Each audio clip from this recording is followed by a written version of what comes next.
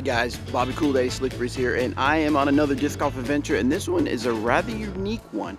I drove all the way out to Joliet, Illinois for a very unique disc golf event that's going to take place in the Old Joliet Prison. The fine folks from Dellwood Disc Golf and a few other folks that are helping out have put together an incredible event called Inparcerated. So this is the second year they're doing it. The first year they sold out in 11 minutes. So they decided to do it even bigger for this year. And in 14 minutes they sold out. 360 players are going to come into the Old Joliet Prison and have a little fun playing some disc golf. And I'm here to experience it. It is amazing. Right now we're getting set up and prepared for all the 360 players that are gonna come into the old prison here in Joliet, Illinois. Here we go, Inparcerated II.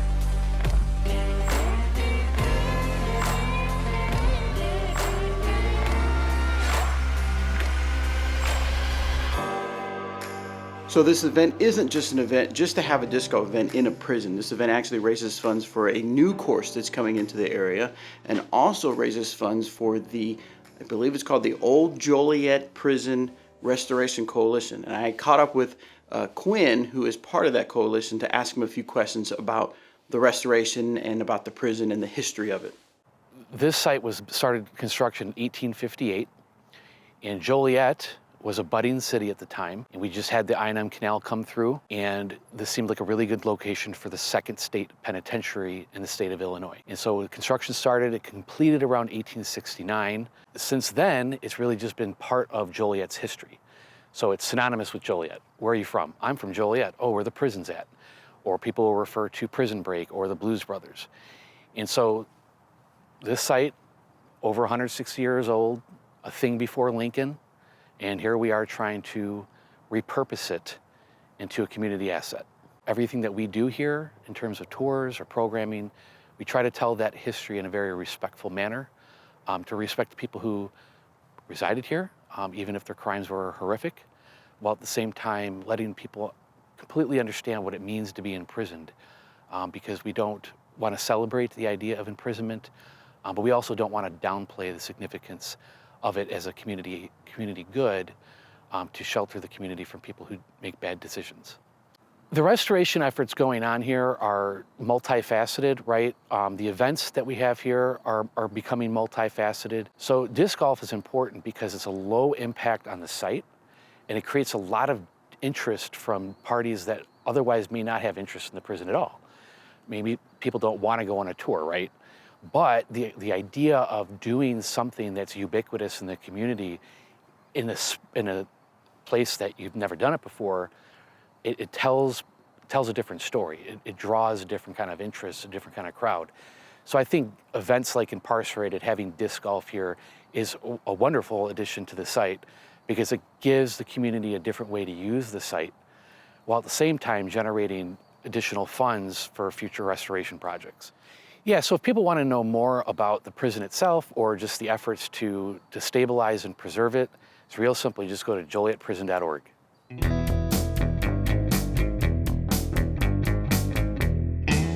So earlier I mentioned Dellwood Disc Golf, and Dellwood Disc Golf is co-owned by Sean and Sheila Callahan. And from talking to people out in this area, those two are instrumental in the growth of disc golf here in this area. So I wanted to interview them real quick to learn a little bit more about how they started into disc golf and how they got into making a Dellwood Disc Golf Pro Shop. So we started back in 2014 with the course. I went to the Park District and wanted to open up a pro shop on site for expanding the experience of what this place meant. We went through about a year and a half of red tape before the Park District decided to build the pro shop out of an existing picnic pavilion. About 6 months after the build, we opened up on April 1st, 2017. So after building the course and the popularity of the course, we knew that it would expand the experience of coming here and what Dellwood is. The course has 27 holes. We have, I think, around 50 different baskets on the property. 13 or 14 holes have long tees.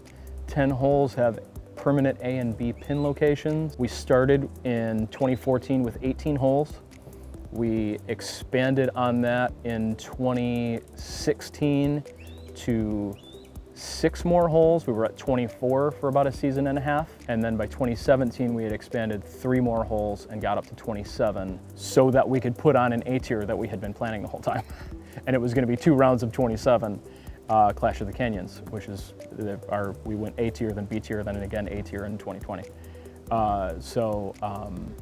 Yeah, it was literally in preparation to be able to get 2 rounds of 27 for the 54 required holes of an A tier. The mission for Dellwood Disc Golf Pro Shop is to, plain and simple, get people back outside. Get people wanting to step away from the iPads and the computer games and the video games and go experience something, go back outside. That's how my generation grew up in the 80s and 90s, and that's all we did all day long. There wasn't sitting inside and playing video games. I think that's why so many people from my generation are leading the charge of what disc golf has become, because that's what we knew. But that's what it is for me, getting people back outside. You know, the future of the pro shop is just a way for that to happen. By the way, this is not my hotel room. Jeremy treats me a little better than this. A little. So a question that was asked a lot was, is there really enough space in a prison to do an 18-hole course? Is it just gonna be like a pitch and putt? Well, let me tell you, these guys have worked really hard to make sure that this is a challenging course and a fun course.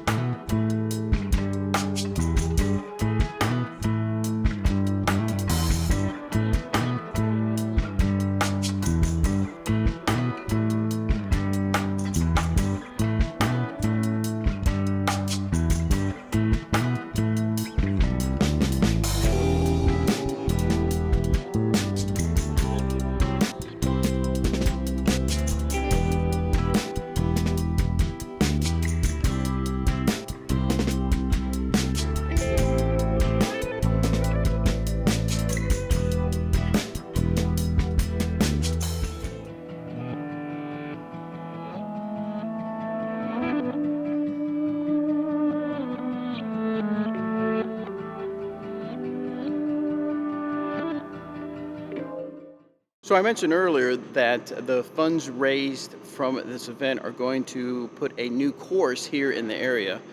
I spoke to Mark, who is the course designer for that course. We actually went out to the area so he could show me a few of the holes and see the layout of the course. So let's take a look at that. So initially when I came here, this was all a floodplain. So I had a GPS on my phone and scaled it all in a map, high resolution map, and that's kind of how I started designing the whole course. So this is actually hole 6. It's about 380 feet through those woods, which I'll have to cut through, and hopefully you land behind those trees, and then we're going to come over this area here into these trees, and this is hole 6. This will be a long par 4. So hole 1 is actually, see the path on that corner? That's hole 1. The parking lot is down the hill here.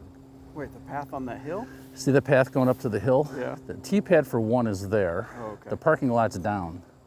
Hole 1 throws all the way on the other side of this tree out into a fairway there. And hole 2 shoots out of this tree line here. We can like to walk in there, I'll show you that. Okay. This is hole 7 right here.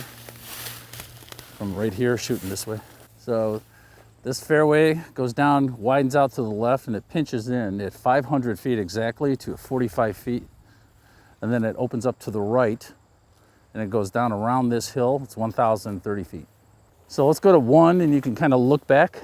So this is a par 4, hole number 1, which tees from the top of that hill, which is 735 feet away.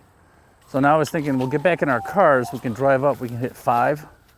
So this hole is 800 feet long. It starts down the end of this fairway, and it comes uphill about 230 feet and hooks left. So a great shot would come around that corner. A great second shot would be beyond those guardian trees. Third shot would be all the way up this hill for your 4. It's par 5. Tee pad for hole 8. Where? Right here. This is the tee pad for hole 8. Yeah. So I have to cut those limbs hanging down, obviously, and I'll probably trim it open a little bit more. Not too much. So what I've been trying to do is get all the top local players, AMs and pros, to come out here and walk it, to get their opinion, which I've done already. Brian Earhart, Steve Ratchin, and then later this fall, and definitely next spring, actually have all of those guys come out, plus other locals who are really good, and come out and start playing it without any tee pads or baskets in, just to make sure that I get it right. So this is hole 9, tee pads right about in here. So the shot, basket on hole 9. So the shot's up that hill, comes around in between these trees. Tee pad for 15 is right here. This is a par 3. You've got 2 choices. You can go down the tunnel, it's 320 feet, or you can go a hyzer route, which is more like 400 with a really tight, hard finish. So this is a tee pad for hole 16. It's about 365 feet. It goes out through the gap, up and over, and hooks hard right. The fairway opens up. It's on the right on the tree line. So I keep track of my time out here when I'm not in my design time. That's in the thousands of hours, but from day one, I've always kept track of my hours just out of curiosity, and it turned into a habit, and I'm so glad I did it. So right now I'm at 553 hours. And that's during the winter, really just weekends. And then when the time changes, it's, after work. But one other person has been out here 368 hours, and that's Steve Behrens. So thank you, Steve. Without you, I'd still be digging trenches, truly. Well, I'm at the point where I need heavy machinery, so I'm gonna get a forestry mulcher to finish up 5 holes. There are 6 holes undone, 3 not designed yet. I kind of know where they're gonna be though. So I should be able to do that by early spring. And then it's a matter of planting grass, making sure the weeds in the fairways are cut. And then it's a matter of getting all the tee pads in, which is going to be difficult because there's so much elevation on the course. Almost every tee is secluded. So that's going to be a process. So as fast as I can get that in, so I'm hoping July, August, something like that. This is the most unique course I've ever played, and so and it's kind of, I really enjoyed going around reading all the different little banners around and just kind of getting the history of this space. So I'd never been in here before, so it's just really cool. It was great, fun time, good time with my friends, loved it. Would you tell somebody that they're thinking about doing it if they do it next year? Absolutely come out. It's a great time, it's good for the community, do it for sure. Good time. I think I shot better at Inparcerated I, but Dellwood Disc Golf never disappoints. We'll be back next year. Oh man, awesome event. What's cooler, man? Walking through an old prison and playing disc golf on a Sunday. You know? Yeah. Absolutely awesome, yeah. Shot decent, so can't complain. What would you tell somebody that is thinking about doing it next year? Oh, absolutely do it. Except wait like 30 seconds so I can buy my ticket before they get sold out. Yeah, I mean they were gone in 2 minutes, so you know, get on it. I would absolutely recommend it to anybody. What an amazing event. Thank you so much to Dellwood Disc Golf, to Sean and Sheila Callahan, Mark, Quinn, all the volunteers and the staff members that worked hard to put this event on. It was awesome. I love coming out to stuff like this, so thank you so much for having me out, and thank you for letting Dynamic Discs be a part of it. I also want to thank all the people that I met, the people that said hello. It was awesome meeting and talking to everybody about disc golf. Hey, if you enjoyed this disc golf adventure, let me know in the comments below. Also, give it a like and make sure you subscribe, tell your friends about it, and share it out. We'll see you guys on the next disc golf adventure.